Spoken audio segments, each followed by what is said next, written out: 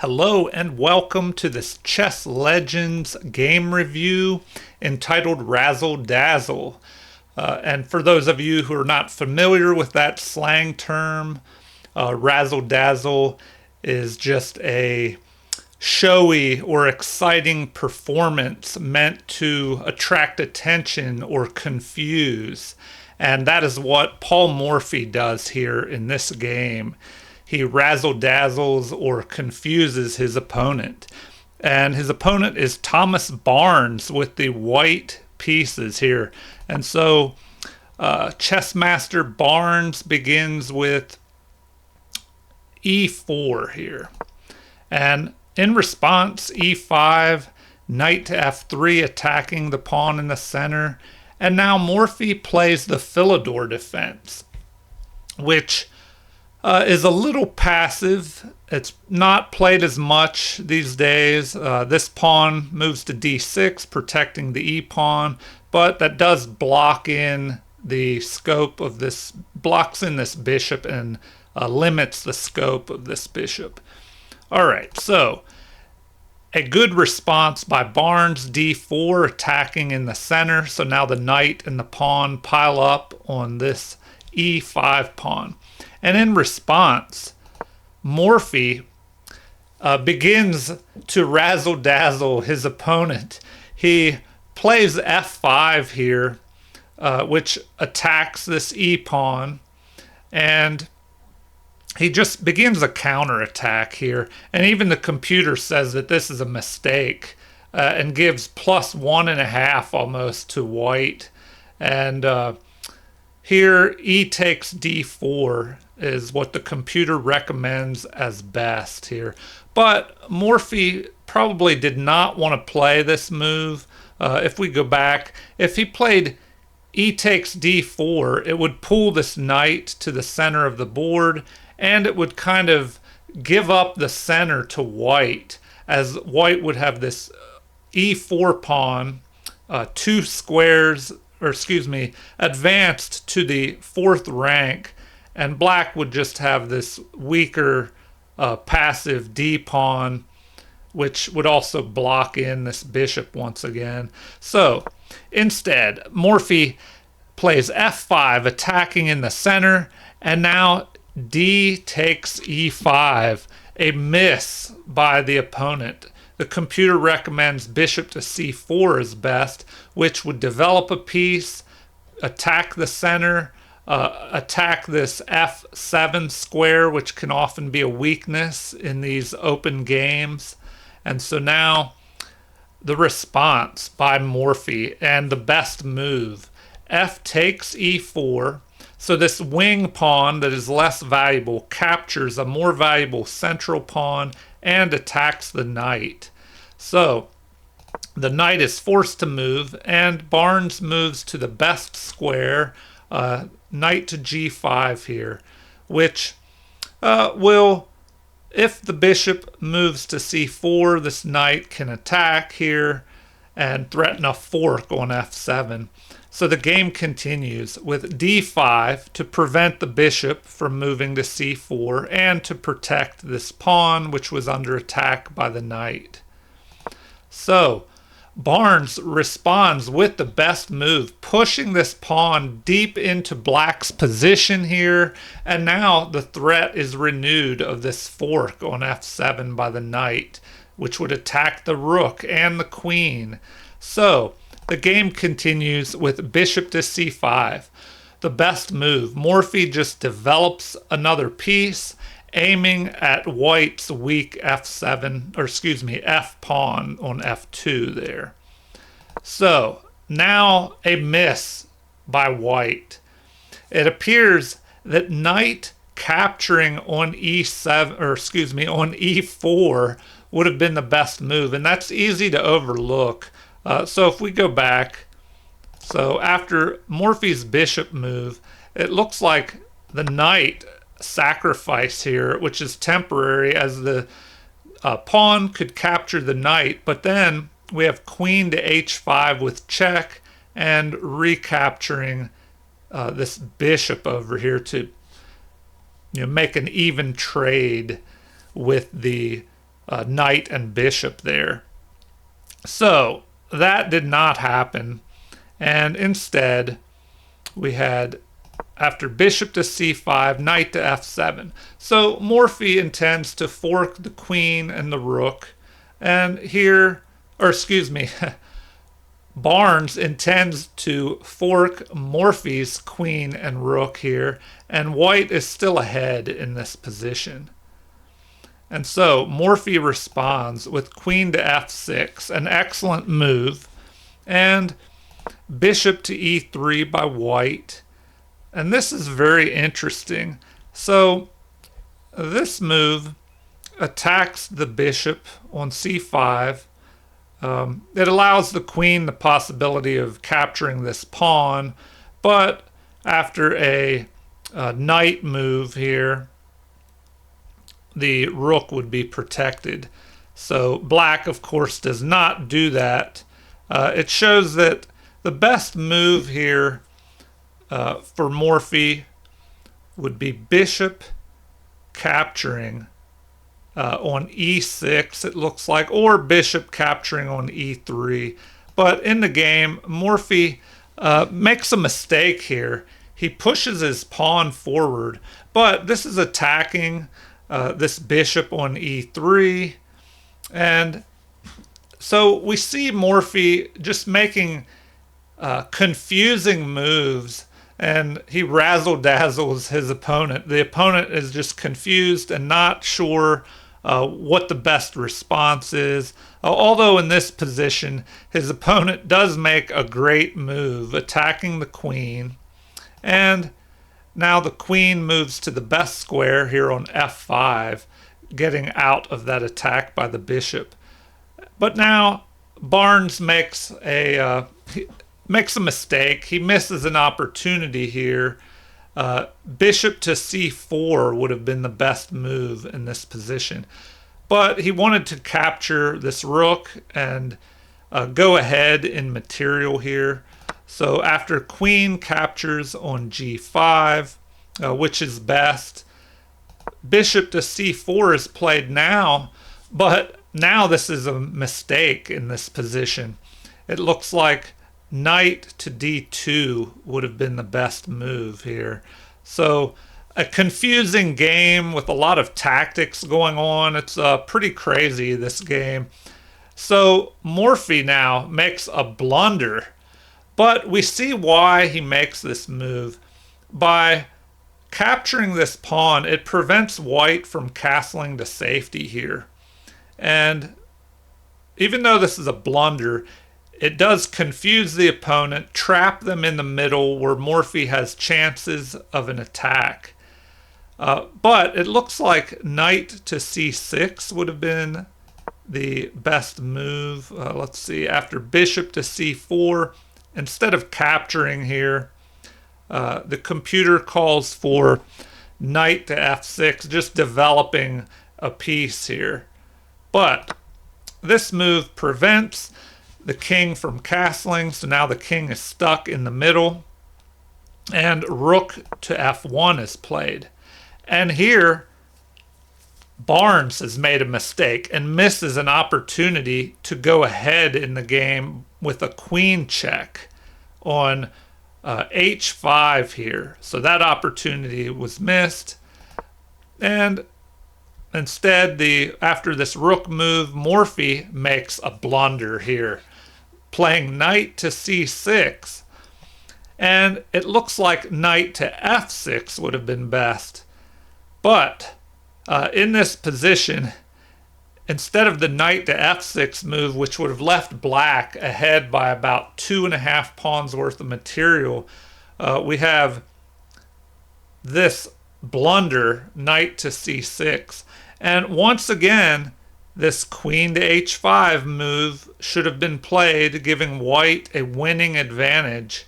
But it is a confusing position, and instead white just tries to bring his knight back into the game, and this was a miss. So Morphy responds. Well, if we look first at the queen to h5 move, then after this block, the queen could have captured here, and the evaluation is quite ahead and probably winning here for white, but still a confusing game. All right, so if we go back and see how the game continued. So Morphy makes his blunder. Barnes does not take advantage of it and misses, making a mistake himself. And then the game continues with knight to f6. So now Morphy does make this move, keeping this queen away from black's position. And now f3, an inaccuracy is played here by white. So in all this confusion and razzle dazzle by Morphy, the opponent, Barnes, is slowly cracking under Morphy's pressure here. So now knight to b4, the best move in this position. The knight jumps in to help with this attack. And now we have knight to a3, preventing the knight and queen, or excuse me, knight and queen from piling up on the c2 pawn here. But the game continues with bishop capturing on e6 here. Quite a brilliant move by Morphy, giving up this bishop. And so after capture, that is an excellent move, but we see the position has jumped even more in Morphy's favor. So Morphy is winning now. And it looks like queen to e2 would have been a better move, challenging the black queen. But even then, Morphy would be winning. So the game continued with knight to d3. Another brilliant move by Morphy here. So what does this threaten? Well, the king is in check here. So there are only two ways to handle this.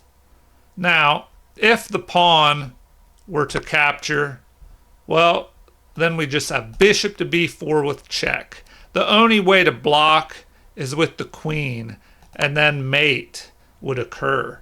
So if we go back, once that knight, this brilliant move by Morphy, once this occurs, the queen is forced to give herself up to prevent mate. And then the game continues with the capture of this queen.